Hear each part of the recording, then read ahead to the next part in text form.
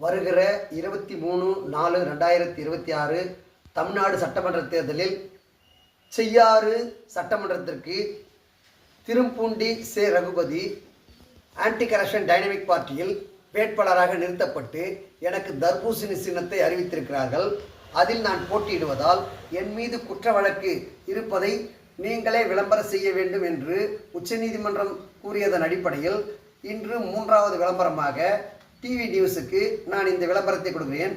என் மீது செய்யாறு சார்பு நீதிமன்றத்தில் SC 7/2017 வழக்கு நிலுவையில் உள்ளது. அது இந்திய தண்டனை சட்டம் 294B 452 353 502 307 போன்ற பிரிவுகளில் இவர்கள் நீதிமன்றமே ஒரு பொய்யான வழக்கை ஜோடித்து இருக்கிறது என்பதை மக்கள் மன்றத்தில் தெரிவிக்க எனக்கு தேர்தல் ஆணையம் ஒரு வாய்ப்பை கொடுத்திருக்கிறது என்றால் நான் நினைக்க வேண்டும். இல்லை என்றால் 10 ஆண்டுகளாக இந்த வழக்கு நடந்து வருகிறது. இன்று வரை வாய்தாவாக தான் இருக்கிறது. ஒரு விசாரணையும் நடக்கவில்லை. என்னுடன் இருப்பவர்கள் யாருமே வருவதில்லை. மொத்தம் 4 நபர்கள் என்பதை தேர்தல் நேரத்தில் மக்களுக்கு தெரிவிக்க வேண்டும் என்று கூறியதன் அடிப்படையில் இதை தெளிவாக தெரிவிக்கிறேன். எனக்கு இந்த தேர்தல் ஆணையம் செய்யாறு சட்டமன்றத்திற்கு வேட்பாளராக தேர்தல் ஆணையம் நிறுத்தி எனக்கு தர்பூசணி சின்னத்தை கொடுத்திருக்கிறது.